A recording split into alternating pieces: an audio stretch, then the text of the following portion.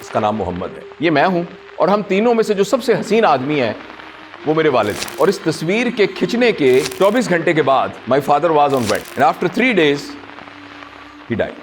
اس وقت مجھے اور میں اس وقت head of department of surgery تھا، اس وقت مجھے پہلی دفعہ پتہ لگا کہ جب ایک بوڑھے آدمی کو ٹرالی میں ڈال کر ایمرجنسی کی وارڈ سے ICU لے کے جاتے ہیں اور جو ٹرالی کا پہیہ ٹیڑھا ہو تو ہر قدم پر مریض جب اوپر جمپ کرتا ہے تو مریض پر اور اس کے بیٹے پر، چاہے وہ head of department of surgery ہی ہو، کیا گزرتی۔ اس وقت مجھے پہلی دفعہ پتہ لگا کہ جب ایک آدمی جس کو نیپی لگی ہوئی ہو اور اپنا ایسا شخص جو کبھی تہجد بھی نہ چھوڑتا ہو، جب وہ اس کا جسم گندا ہو جائے کیونکہ وہ اپنے پخانے پہ کنٹرول نہیں رکھتا، تو جمع دار اس وقت تک وارڈ کا اس کی نیپی چینج نہیں کرتا جب تک آپ اس کو پیسے نہ دیں۔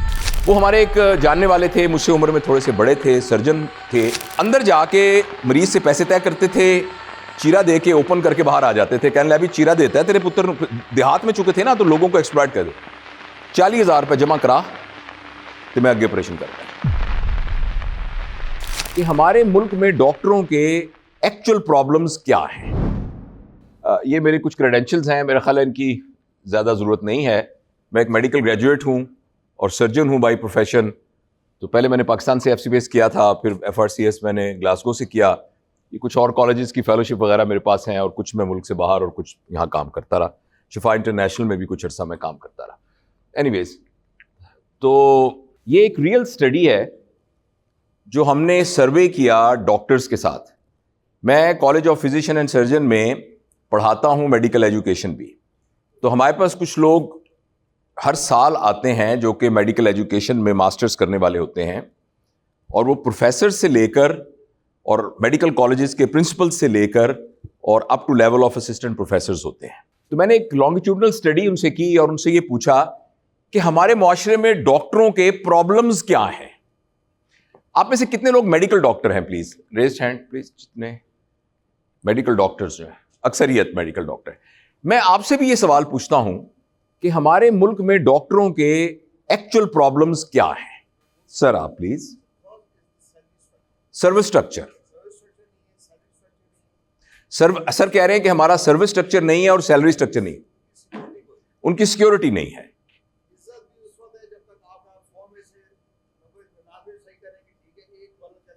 تو وہ فرما رہے ہیں کہ اتنی عزت نہیں ہے۔ اس کے علاوہ کوئی اور بتا سکتا ہے کہ آپ کے خیال میں ڈاکٹروں کی کیا پرابلم ہے؟ بیوروکریٹس میں، بالکل صحیح۔ ہمارے کچھ دوستوں نے کہا کہ ایک اسسٹنٹ کمشنر ہوتا ہے نا، وہ 17 گریڈ کا ایک افسر ہی ہوتا ہے، تو اس کی گاڑی پہ نیلے رنگ کا وہ لگا ہوا ہوتا ہے، اس کے آگے پیچھے بہت لوگ ہوتے ہیں، جبکہ ایک آپ میڈیکل آفیسر کا دفتر دیکھ لیں سرکاری ہسپتال میں کہ وہ کس قسم کا دفتر ہوتا ہے، جیسے آپ نے کہا۔ بالکل۔ اور کیا پرابلم آپ کے خیال میں؟ ورک لوڈ بہت زیادہ ہے، نارمل کی نسبت ورک لوڈ زیادہ ہے۔ جو سینئر ہیں، اوکے، کوئی سینئر جو ہائرارکی ہے وہ بھی ہے۔ یہ پرابلم تو پھر ہمارے اپنے گھر کے ہی پرابلم ہے نا، تو ہم باہر کی طرف سے۔ اچھا، اب یہ بات، اب سر کو تو نہیں پتا کہ یہ سلائیڈز کیا بنی ہوئی ہیں، اور وہ سر ایک سینئر ہیں جو مجھے ابھی تعارف میں انہوں نے بتایا، آپ لوگوں کا بھی یہی خیال ہوگا۔ تو جب میں یہ کراس سیکشن میں I am talking about around 1000 people, یہ بہت بڑا کوہارٹ ہے، 1000 لوگوں سے جب پوچھا تو انہوں نے جو پرابلم بتائے ان میں سے پہلا پرابلم ایگزیکٹلی وہی تھا جو سر نے بتایا۔ میں سر سے پہلی دفعہ ملا ہوں، ان کے مشورے سے یہ میں نے سلائیڈ نہیں بنائی۔ انہوں نے کہا جی ہمارا سروس سٹرکچر بالکل نہیں ہے۔ ایک تو یہ پرابلم تھا جو سر نے بھی بتایا، پھر جنرلی بتایا جی ہماری تنخواہ کم ہے باقیوں کی نسبت۔ دوسرا ہم نے یہ بتایا کہ ہماری ڈیوٹی آور ذرا زیادہ ہے، ہمیں رات کے 12 بجے بھی بلا لیتے ہیں، 2 بجے بھی بلا لیتے ہیں۔ پھر لوگوں نے کہا کہ ہماری عزت باقیوں کی نسبت کم ہے، اور انہوں نے یہ کہا کہ ہمارے اوپر لٹیگیشن کا بھی بڑا خطرہ ہو، ایک آپ غلطی کر بیٹھے تو آپ کو پکڑ لیا جائے گا۔ پھر یہ بھی کہا کہ ہمارے پاس فیملی کے لیے بڑا کم ٹائم ہے، کیونکہ ہم نے انسانیت کی خدمت کا بیڑا اٹھایا ہوتا ہے، تو صبح ہم 8 بجے سے 2 بجے تک انسانیت کی خدمت وہاں کرتے ہیں، پھر آ کے گھنٹہ سو کے پھر ہم پرائیویٹ کلینک میں چلے جاتے ہیں، پھر وہاں جا کے ہم انسانیت کی خدمت رات کے تقریباً 2-3 بجے تک کرتے ہیں۔ تو انسانیت کی خدمت کے اس جذبے کی شدت کی وجہ سے ہمارے پاس بیوی بچوں کے لیے کوئی ٹائم نہیں ہوتا بالکل، تو یہ ہمارا پرابلم ہے۔ تو یہ تقریباً وہ ہیں جو کراس سیکشن جب میں پوچھتا ہوں فائنل ایئر کے اسٹوڈنٹ سے بھی، ڈاکٹر سے بھی، تو سب کے تقریباً یہی پرابلم ہے۔ آپ بھی اس سے ایگری کرتے ہیں؟ اچھا اچھا جی بالکل صحیح ہے. اچھا اب ذرا غور سے سنیے, یہ ایک اسٹڈی ہے. اب ہم نے ایک اور اسٹڈی کی, اور پروفیشنل سٹریس بہت زیادہ ہے.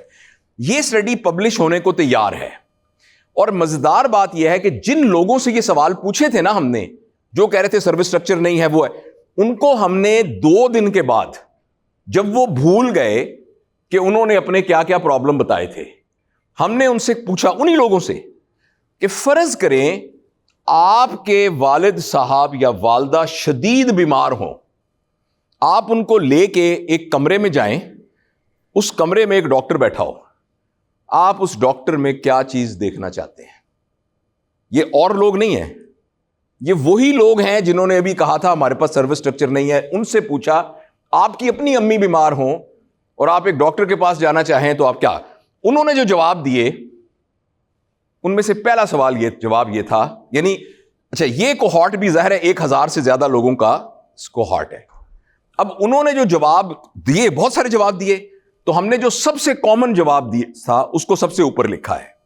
انہوں نے کہا کہ جی پہلا کہ وہ بندہ پولائٹ ہونا چاہیے, دوسرا انہوں نے یہ کہا کہ وہ میری بات توجہ سے سنتا ہو, تیسرا انہوں نے کہا کہ میرے مریض کو نا یہ نہیں جلدی سے ہاں جی کیا بات ہے کیا تکلیف ایسے کر کے نہیں, ایگزامن بڑا تھورولی کرے میرے مریض کو. چوتھا انہوں نے یہ کہا کہ جو مسئلہ ہے پھر میں پوچھوں کہ بتاؤ میری امی کو کیا ہے, تو وہ مجھے بتا سکے, مجھے تفصیل سے بتائے, پراپرلی ایکسپلین کرے. پھر یہ کہا کہ میرے سوالوں کا صحیح صحیح جواب دے. پھر کہا کہ پلیزنٹ ہو, چڑچڑا سا نہ ہو, ماتھے پہ اس کے بل نہ پڑے ہوئے ہو, چڑچڑا نہ ہو. پھر کہا کہ مورلی ساؤنڈ ہو. اور عموماً ہم نے جب اس کو سپلٹ کیا تو جو فیمیل تھے ان میں سے وہ فیمیل بھی تھیں جن کی عمر 50 سال سے زیادہ تھی, وہ بڑی سینئر پروفیسر تھی, کہ جس بندے کے پاس ہم لے کے جائیں وہ مورلی ساؤنڈ ہو. اور جب ہم نے سبجیکٹو کا ایک خانہ رکھا کہ اس کو تفصیل بتائیں, تو انہوں نے کہا کہ جس کے پاس میں اپنی بیٹی کو لے کے جا رہی ہوں جس کا بریسٹ ایگزامن کرنا ہے, تو مجھے یقین ہونا چاہیے کہ اس کی آنکھیں, اس کے ہاتھ, اس کا دل پاک ہونا چاہیے. اچھا پھر انہوں نے یہ کہا ترتیب وائز کہ یہ امپریشن نہ دے کہ وہ لالچی ہے. پھر یہ کہا کہ وہ انوالوڈ ہو اس کے علاج میں. آپ حیران ہوں گے اب تک کسی نے نہیں کہا کہ اس ڈاکٹر کو ٹیکا بھی لگانا آتا ہو, کسی نے یہ نہیں کہا کہ اس کو ایکچولی میڈیسن کا بھی پتا ہو. اور یہ کوئی عام جنرل پبلک نہیں ہے, یہ وہی لوگ ہیں جنہوں نے تھوڑی دیر پہلے کہا تھا کہ ہمارا تو سروس اسٹرکچر نہیں ہے, ہمارا تو یہ نہیں ہے, ایگزیکٹلی سیم کوہارٹ. لیکن ہم نے ان کا سین چین اگلے, کیونکہ یہ 15 دن کا کورس ہوتا ہے, تو دوسرے تیسرے دن جب وہ پہلی والی بات بھول گئے تو ہم نے کہا کہ آپ کی امی سکی بیمار ہوں تو پھر آپ بتائیں کہ آپ ڈاکٹر میں کیا خوبیاں دیکھنا چاہتے ہیں. تو ایکچولی انہوں نے بالکل کوئی سروس اسٹرکچر وغیرہ کی بات نہیں کی, کوئی عزت کی بات نہیں کی, کوئی کسی کی بات نہیں کی. انہوں نے یہ کہا, اس کے بعد جو اگلی بات کی وہ یہ کہا کہ ایمپیتھک ہو, اور پھر کہا ہیومین ہو, پھر کہا کہ پھر اتنے دنوں کے دیر کے بعد ان کو خیال آیا کہ کمپیٹنٹ بھی ہو, وہ ڈائگنوز بھی کر سکتا ہو کہ اس کو ہیپاٹائٹس ہے یا اس کو obstructive جانڈس ہے. اور پھر کہا کہ اسکلفل ہو, اور پھر کہا میں اس سوال کو اپنے آپ سے پوچھتا ہوں, یہ میرا بیٹا ہے جو انشاءاللہ 15-20 دن کے بعد گریجویٹ ہو جائے گا کمپیوٹر سائنسز میں, اس کا نام محمد ہے. یہ میں ہوں, اور ہم تینوں میں سے جو سب سے حسین آدمی ہے وہ میرے والد ہیں. یہ عید کا دن تھا اور لاسٹ ورکنگ ڈے کے بعد ہم گھر جا رہے تھے, اور اس تصویر کے کھنچنے کے 24 گھنٹے کے بعد my father was on vent and after 3 days he died. اس وقت مجھے اور میں اس وقت head of department of surgery تھا, اس وقت مجھے پہلی دفعہ پتا لگا کہ جب ایک بوڑھے آدمی کو ٹرالی میں ڈال کر ایمرجنسی کی وارڈ سے ICU لے کے جاتے ہیں, اور جو ٹرالی کا پہیہ ٹیڑھا ہو تو ہر قدم پر مریض جب اوپر جمپ کرتا ہے تو مریض پر اور اس کے بیٹے پر, چاہے وہ head of department of surgery ہی ہو, کیا گزرتی ہے. اس وقت مجھے پہلی دفعہ پتا لگا کہ جب ایک آدمی جس کو نیپی لگی ہوئی ہو, اور اپنا ایسا شخص جو کبھی تہجد بھی نہ چھوڑتا ہو, جب وہ اس کا جسم گندا ہو جائے کیونکہ وہ اپنے پخانے پہ کنٹرول نہیں رکھتا تو جمع دار اس وقت تک وارڈ کا اس کی نیپی چینج نہیں کرتا جب تک آپ اس کو پیسے نہ دیں. مجھے اپنی 36 سال کی سروس میں پہلی دفعہ پتا لگا, عید کا دن تھا تو میری جیب میں 1 لاکھ روپیہ تھا, کہیں میں نے نکلوا کے رکھے ہوئے تھے, تو جب کہ میں وہاں کا پروفیسر تھا مجھے پتا لگا کہ 3 دن کے بعد اس 1 لاکھ روپے کا کیا بنتا ہے جب کسی کا باپ آئی سی یو میں داخل ہو. اس لیے میرے پیارے دوستو, ہم سب کو شکایتیں ہیں معاشرے سے, اور ہم سب کا یہ خیال ہے کہ ہمارے ساتھ بہت زیادتی ہوئی ہے. ہم یہ سمجھتے ہیں کہ ہمارا سروس اسٹرکچر ٹھیک نہیں ہے, ہمارا یہ سب کچھ ٹھیک نہیں ہے. لیکن میں آپ سے عرض کرنا چاہتا ہوں کہ ہماری حیثیت, ہمارا مقام, ہمارا پوٹینشل کیا ہے, ہم ہیں کیا چیز, ہمارے پاس کتنی بڑی پاور ہے, اس کا اندازہ صرف اس وقت ہوتا ہے جب ہم اپنی جگہ پر اس بات کو ہو کے سوچتے ہیں.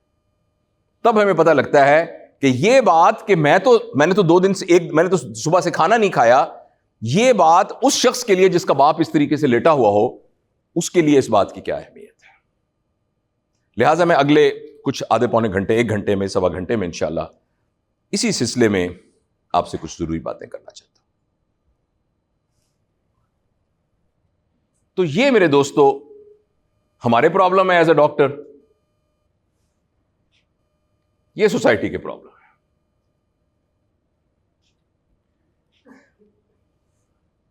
اور اس طرح ہم ڈاکٹر بناتے ہیں, 3 سال میں ان کو basic sciences, anatomy, physiology, bio chemistry وغیرہ پڑھاتے ہیں, فورینزک میڈیسن, اور اگلے کچھ سالوں میں ان کو کلینکل سائنسز پڑھاتے ہیں.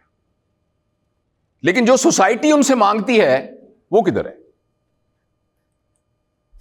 اس کو پولائٹ ہونا, ہیومین ہونا, درد کو برداشت کرنے والا, ایمپیتھک ہونا, خیال رکھنے والا, مورلی ساؤنڈ ہونا, گریڈی نہ ہونا, لالچی نہ ہونا, پتا ہونا کہ حلال کیا ہے, حرام کیا ہے, فارماسیوٹیکل کمپنی سے کیسا ریلیشن رکھنا ہے, کہ فارماسیوٹیکل سے کیسے پیسے لینے ہیں, کیا کرنا ہے, بلیک میل کرنا ہے, کیسے ان کے ساتھ برائب کرنا ہے, ان کے ساتھ کس طریقے سے ایکسپلائٹ کرنا ہے, یہ والا ہم کب پڑھاتے ہیں؟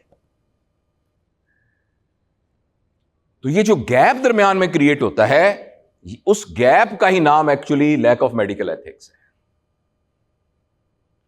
اور اس کو سمجھنا بہت ضروری ہے, کیونکہ ہم نے ایکچولی ایک ایسا پروفیشن جوائن کیا ہے جو اسسٹنٹ کمشنر سے مختلف ہے. یہ ہماری اپنی چوائس تھی. ایک آدمی K2 پہ چڑھنا چاہتا ہے, کہتا ہے یہ کیا بات ہوئی, مجھے تو سردی بڑی لگتی ہے. تو بھائی جان آپ کو کس نے کہا تھا K2 پہ چڑھے؟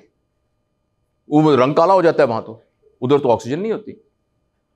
ہمارے باڈی ٹیمپریچر کے اوپر بعض اوقات مجھے نذیر صابر صاحب نے بتایا, جو میرے دوست ہیں پرسنل, جنہوں نے K2 اور ماؤنٹ ایوریسٹ سر کی ہوئی ہے, کہ بعض اوقات یورتھرا میں سے پیشاب نکلنے سے پہلے یورتھرا میں وہ فریز ہو جاتا ہے, اور جو وہ درد تکلیف ہوتی ہے جب یورتھرا میں پیشاب فریز ہو جائے تو وہ کتنا ہوتا ہوگا. اب وہ شخص جس نے K2 پہ چڑھ کے یوں کرنا ہے, آسمان کے چھت پہ کرنا ہے, وہ یہ کہے کہ یار یہ کیا بات ہے, میرا تو رنگ کالا ہو گیا. تو بھائی جان آپ کو کس نے کہا تھا آپ K2 پہ چڑھے؟ آپ نے CSS کر کے کیوں نہیں کر لیا دوبارہ نیلے ہوٹر والی گاڑی میں آپ کیوں نہیں بیٹھے؟ آپ نے ایک بہت بڑا جو ہے فرنچائزز بیکری کی کیوں نہیں کھول لی, ایک بڑا سا ہوٹل کیوں نہیں کھول لیا, آپ نے کچھ طرح کا کام کیوں نہیں کر لیا؟ تو میرے پیارے دوستو, میں 30-40 سال اب اس فیلڈ میں رہتے ہوئے آپ کو یہ تھوڑی سی کچھ غلط فہمیاں جن کو میں دور کرنے کی کوشش کروں گا, لیکن جیسے عدنان نے بہت شاندار طریقے سے بتایا گا, it's is our own life. میں جو بات آپ عرض کرنے جا رہا ہوں وہ میرا پوائنٹ آف ویو ہے, ہو سکتا ہے آپ اس سے ایگری نہ کریں. سر اگر آپ مجھے اجازت دیں تو میں یہ بات ختم کر لوں, پھر اینڈ میں انشاءاللہ ہم کوسچنز کریں گے, ورنہ وہ پھر ذرا فلو انٹرپٹ ہو جائے گا. لیکن میں آپ کی بات کی بہت قدر کرتا ہوں. جس وقت ہم یہ ختم کر لیں گے تو انشاءاللہ we will be انشاءاللہ discussing it if you don't mind. تو میرے خیال میں یہ جو ہم لیکچر دے رہے ہیں نا, آپ نے یہ بات کہی تھی اور بہت صحیح کہی تھی پچھلے اس میں سنتا رہا ہوں, یہ جو لیکچر وغیرہ ہے نا, یہ ایکچولی کچھ اتنا چینج کریٹ کرتے نہیں ہیں. اگر ایسے کرنے ہوتے نا تو اب تک یہ سب چیزیں چینج ہو چکی ہوتی. پھر ہم چینج کیسے ہوں, اس کے لیے میں آپ کو چینج کا فینومینا بتا دیتا ہوں. چینج ہونے کے 2 طریقے ہیں, کیونکہ چینج کبھی بھی نا ایکیوٹ اکرنس نہیں ہوتی کہ آپ یہاں تشریف لائے ہیں اور ایک دم میں اور آپ ایک دم جیسے ایک میجک ویگ ہوتا ہے نا, یوں کر کے عدنان نے وہ سارا سلائیڈیں دکھائیں اور ہمیں اقبال کے شعر سنائے, اور میں آپ کے سامنے ایک جذباتی اپنے والد کی تصویر دکھا کے میں نے آپ کو ایموشنل بلیک میل کرنے کی کوشش کی, یا اگر آپ اس کو ان ٹرمز میں کہیں, تو ایک دم آپ نے کہا کہ آج سے جو ہے نا انشاءاللہ بس میں ہو جائے، اور میں بھی کہوں میں چینج ہو گیا. اس طرح سے نہیں، چینج ایسا نہیں ہوتی. یہ فینومینا چینج کا ایسا اس طرح کا نہیں ہوتا یوں کر کے کبوتر نہیں آپ نکال سکتے اپنے ہاتھ کے. پھر چینج کیسے ہوتے ہیں؟ چینج ہونے کے دو طریقے ہیں. ایک ہے شارٹ کٹ، جس کے ذریعے سے ہم ابھی چینج ہو سکتے ہیں ابھی، لیکن اللہ ہمیں اپنے حفظ و امان میں رکھے اس طرح چینج ہونے سے. اس کو ہم کہتے ہیں نیئر ڈیتھ ایکسپیرینس. میں آپ کو ایک مثال دیتا ہوں. یہ مثال ایک ریئل شخص کی ہے اور میں اس لیے اس کا نام نہیں لوں گا. وہ ہمارے ایک جاننے والے تھے، مجھ سے عمر میں تھوڑے سے بڑے تھے، سرجن تھے، ایکسٹرا آرڈنری سرجیکل سکلز کے مالک تھے، ایکسٹرا آرڈنری. لیکن اندر جا کے مریض سے پیسے طے کرتے تھے، چیرا دے کے اوپن کر کے باہر آ جاتے تھے. کہنے لگا ابھی چیرا دیتا ہے تیرے پتر. دیہات میں چکے تھے نا تو لوگوں کو ایکسپلائٹ کر دے، 40,000 روپے جمع کرا تو میں آگے آپریشن کرتا ہے. اور وہ کہتے تھے کہ میری اسکل ہے، جاؤ مجھ سے نہ کراؤ، میں گھر سے لے کے آتا ہوں تمہیں. اور یہ ان کے مورل اور ایتھکس تھے. مثال کے طور پہ میں آپ کو کہہ رہا ہوں. ایک دن اچانک وہ چینج ہو گئے، ایک دن اچانک چینج ہو گئے ایک دم. اور وہ چینج اس طرح ہوئے کہ وہ کار پہ جا رہے تھے، ان کی کار کا ایکسیڈنٹ ہوا. ان کا بیٹا جو سامنے بیٹھا تھا، ان کی آنکھوں کے سامنے اس کے چیتھڑے اڑ گئے، کیما بن گیا وہ. اس کی بیگم فوت ہو گئی ان کی. ایک بیٹے کا پیلوس کا فریکچر ہوا، ان کو خود چیسٹ انجری ہوئی. وہ سب کو دفنا شفنا کر کے اپنا علاج کرا کے مہینے بعد ہسپتال سے واپس آئے. تو جب وہ واپس آئے تو وہ ایک چینجڈ آدمی تھے. انہوں نے ایک لمبی سی داڑھی رکھ لی، انہوں نے ساتھ ایک مسجد بنا لی، مفت ڈسپینسری بنائی اور اپنے موت تک لوگوں کا مفت علاج کرتے رہے. چینج ہونے کا ایک طریقہ یہ ہے جس میں لوگ چینج ہو جاتے ہیں. ہم سب کو اللہ سے پناہ مانگنی چاہیے کہ ہمارے بیٹوں کی لاشیں ہمارے سامنے تڑپیں اور پھر ہم فیصلہ کریں کہ ہم نے چینج ہونا ہے، یا ہماری ہڈیاں ٹوٹ جائیں اور پھر ہم فیصلہ کریں. ایک تو چینج ہونے کا یہ طریقہ ہے.